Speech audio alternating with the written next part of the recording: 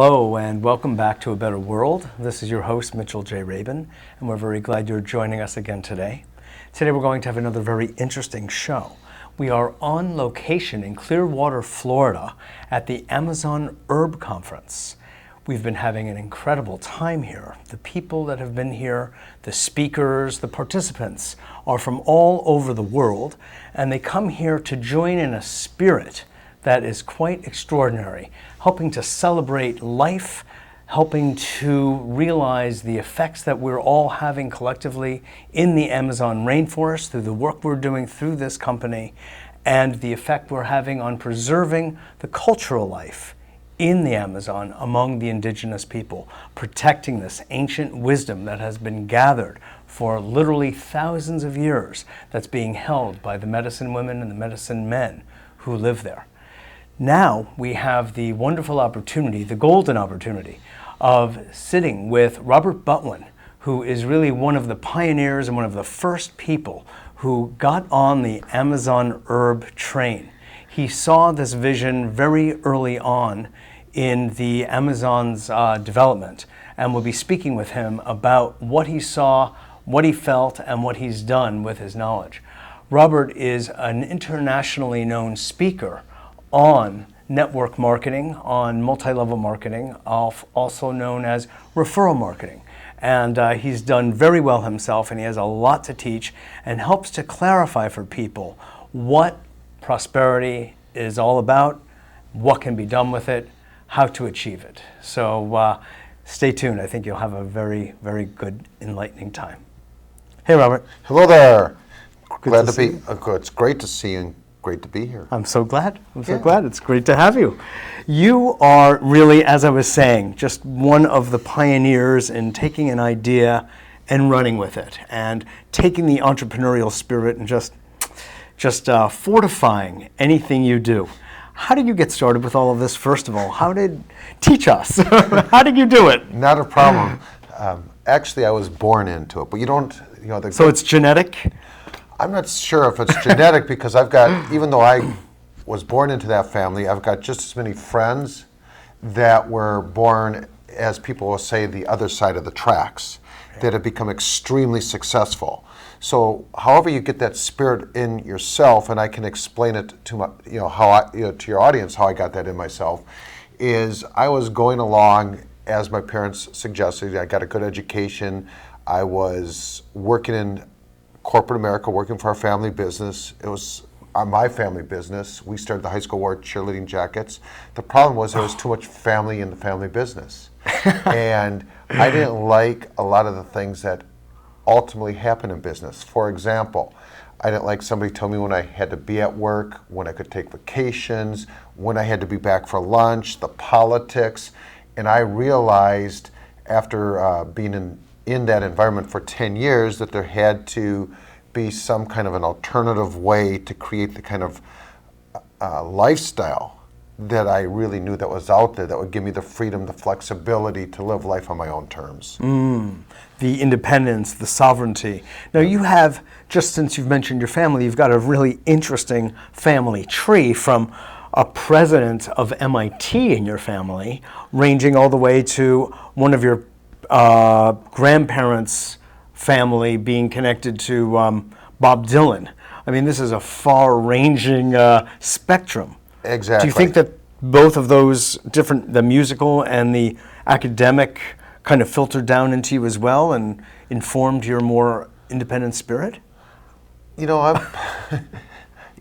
think, I'm a psychologist, first of all, so I look at these things. My parents always said that they always empowered me. They always told me and expected me to do whatever was best for me. And sure, I grew up And they gave you that idea that you can do anything? Exactly. Now, unfortunately, I took the path of least resistance. I happened to like to party. I took the easy way out. And I just felt that the business was ultimately going to be handed over to me. And after I'd been in the business for a while, I came across a tape series by Wayne Dyer, No Limit Person. Now, the key about that thing was I started to realize how I created whatever limits were going on in my life. And see, once I understood and took responsibility for what was, I also realized I could take responsibility for what would be. And that was like one of the key turning points, because then I turned to that ongoing self-education.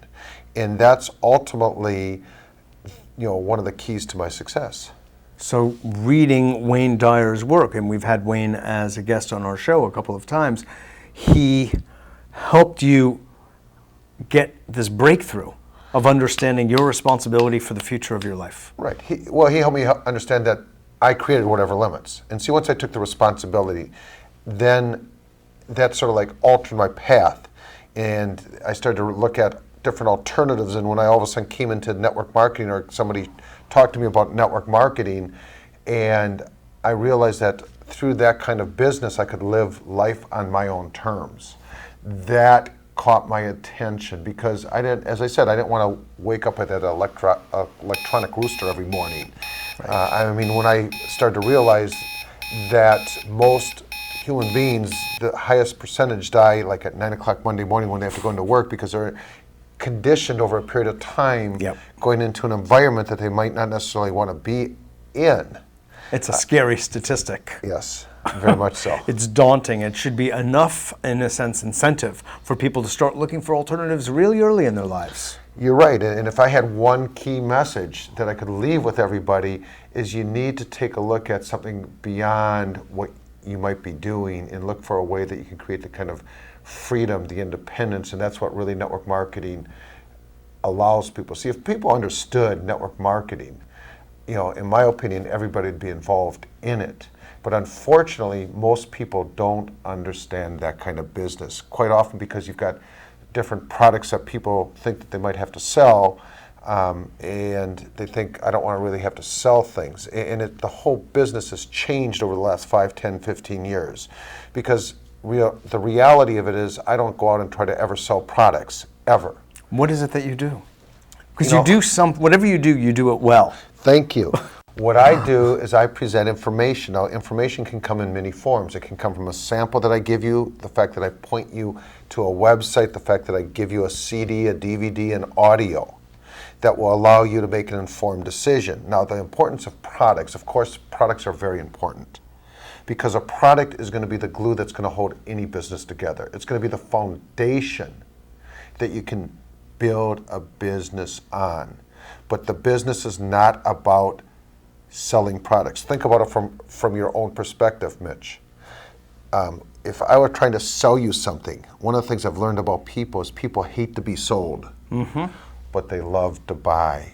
So all I want to do is... That's an interesting quirk, isn't it? Yes. Well, it's the truth. Yeah, totally. Yeah. So, what I want to do is I want to guide people to information so that they can make the right decision. But, see, this is a way that people can ultimately create, so to speak, plan B. See, most people don't realize the simplicity that they can wear two hats at the same time. They can wear the hat of, an employee working for somebody, and they also can wear the hat of an entrepreneur and take advantage from day one of the tax benefits that go along with being an entrepreneur that is set up, as long as you're legitimately interested in developing a successful business. The government allows us to, in reality, take advantage of the tax benefits that they've set up. You can be successful as long as you consistently do it and never give up. So that's a key. Persistence. Yes. Over obstacles, through obstacles, under obstacles, be persistent. Right. With your message. Yeah, I know a friend of mine who is in one particular company that the story is they called the person 27 times to try to connect, to have that person look at a CD, DVD, whatever the case was, before they finally were able to really get through to that person. Now, this person is helping that person earn, I've heard, about $250,000, $300,000 a year from that one person. And there's that kind of, there's those kind of stories, many of them. Now, obviously, they did more than just turn them on. You don't want that lottery mentality, because this business is more than just that. It's building. But you've inspired me to think of an acronym just here. PP, Persistence pays. Yes. So, And it does. that's an example of Yes. it. That's why do you think people don't think well, in general, in the general populace, of this thing called network marketing, when in fact it confers so many incredible benefits, like the autonomy and the independence and the freedom and also lots of money? Why is it that you would think it would have an incredible reputation? Well, there's a couple different reasons why. First of all, the biggest asset's the biggest liability of our business, ease of entry. Meaning the fact that as you and I are sitting here talking today, we could sit back and brainstorm and say we should start our own network marketing company, and unfortunately, quite often that happens. So you've got a lot of people that have got, or that might go into business and make certain kinds of promises that never get fulfilled. So that's one of the reasons.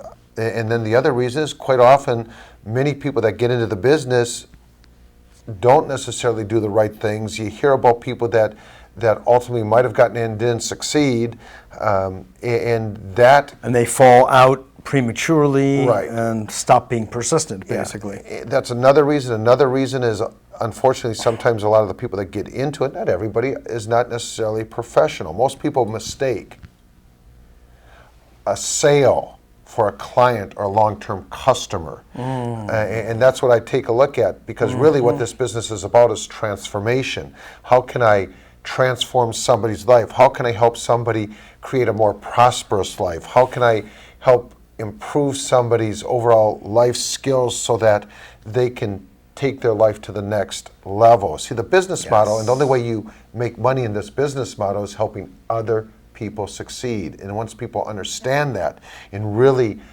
grasp that, they would get involved with it, because that's really what we are in. We're in the transformation business. It's not about product movement. We help transform people's lives. I'm so glad you made that point. Basically, what you're saying is involvement in this kind of activity, this kind of business, is all about personal development and personal growth. Yeah. That one is working on oneself all the time to raise the bar of what's possible in one's life. Exactly. And since we're in the informational age, see, most people, if they understand, the fact with the internet and the fact that you've got information at your fingertips, it's so much easier to access, so that you can gain the insights, so that you can become more attractive in the marketplace. I mean, if you haven't watched The Secret yet, or and there's many other things similar to that are in the marketplace. Sure. I mean, Larry King has been interviewing a lot of these people. I heard The Secret's going to be on Oprah. You're making people consciously aware of it. Yes. But you've got all this information. In fact, they can go to your website and you've probably got a bunch of past interviews archived. Yes, I do. So, I mean, it's out there. You just need to know where to look. That's right. Exactly. Now, talk about looking. As you progressed along your path of developing yourself and your skills at helping others transform, yourself transform, you came across a fellow named John Easterling. Yes. Could you just tell the story of because that company was virtually an idea at that time. Well, it was more than an idea, but he was a very small company. He was doing not a lot of business, but he'd been in business for 4 years. Oh, it had been at that point. Yes. Okay. But, there's an analogy. What touched you about it? Yeah, please. Well, okay. What touched me about it is what I saw when I listened to his story. A company that was making the world a better place tomorrow than it is today, because of the impact that I knew that they're going to have on global warming. They're bringing sustainable resources to the rainforest. And what touched me, or what I saw, is it goes back into an analogy, and the analogy is very simple. It's about a CEO of a shoe company, and he's looking to expand into a third world country. Third world country. And so he calls in his top 2 executives, and he says, I'm looking at going into this country, and I'd like you both to go down there, and I would like you to evaluate and determine if our company should go there or not. Well, within 24 to 48 hours, the first guy that goes down there calls him back, and he says, I've got to come home. Nobody's wearing shoes. The following day, the next guy calls, he says, boss, you better send the production engineer people. Nobody's wearing shoes. Tremendous market. How do you take a look at, when I looked at Amazon half Earth, full, half empty. Exactly. Right. And when I originally saw Amazon Herb, I took a look at what was going on in our society 10 years ago. Yeah. The fact that most degenerative conditions were based on the fact that people are eating either processed, genetically engineered, or dead food. That people were not necessarily living as long as they could or should be because of the lifestyle choices that they were making. And when I took a look at what John really had, he had concentrated nutrients from whole foods. You know, we're in a nutrient deficient society. If you haven't watched the DVD, and I'm sure you have, Super Size Me, I mean, I don't know what really says it better than that. Yeah. And all of a sudden, you're starting to see the FDA come out and banning people from trans fats, which is all of a sudden, I mean, what's going to be next? You know, there's a direct relationship to the kinds of foods that people put in their system and their overall health. And what these foods do, or any real quality nutritional product does, is they help cleanse and balance the body. They keep the body in an alkaline state. If the body's in an alkaline state, it will be much healthier. Certainly. And more resistant to illness. Yes. Higher immune function, All that. etc. Yes. So that attracted you. So there was the basic nutrition of it, the high quality enzymatic and all of that nutrition of it. That's pure from the Amazon. And the other is that he had a larger vision of helping create a sustainable world. That too, and besides... Counteracting global warming. Yeah. Actually, there's a third thing, because those two are very important. Truly. And that spoke to me volumes. But what also spoke to me is helping people that don't realize there's an alternative to creating a lifestyle that they could live at a higher level.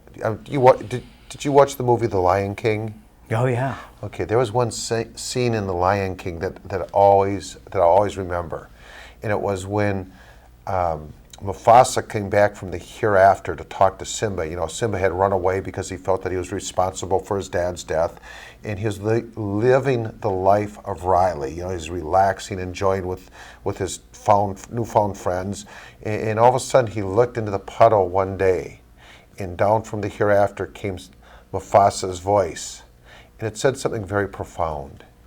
And what it said was, "Son, you are more than you have become."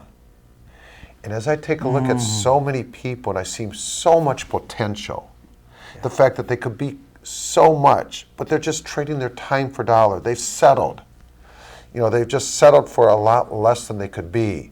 And when you get to the state of what my friend Jeffrey Combs talks about, psychologically unemployable, where, you know, it's like... That's good. Oh, I love that, because that's what, you know, that's where I am. It's like, I remember one time I was... Did you invite him to a conference exactly, I remember him. Yeah, he's one of our guest speakers. Yep. And I remember one time I was looking into a guy that's a billionaire's eyes, and he wanted to hire me. And I was already very successful, and I turned to him, I says, his name was David, I says, "David, you don't have enough money. You can't afford me. I'm not interested in working." And that's a cool state to be in. Very true. Very true. Absolutely. Because, as you said, time for dollars. Yes. But we're happy that there are those people who do that to a certain extent. And yet the people that we find ourselves gravitating toward are the people that want to make a difference in the world and do well by doing good. I mean, I think this is a corner that you are helping as a leader in this company and at the world at large to help people really digest this. Talk about good nutrition. You know, this really is good nutrition. To get this idea implanted in people's minds that you can really do well by doing good. Exactly. Actually, I'd say this is great nutrition. It's beyond good. Yeah. And that's what, you know, gives me that passion, that fire in the belly. The fact that there's so many different ways I can make a positive difference in life, from improving people's health and well-being to their overall wealth, because they can really accomplish more in life. And you know, also the fact that I'm making the world a better place because of the fact that I can have a positive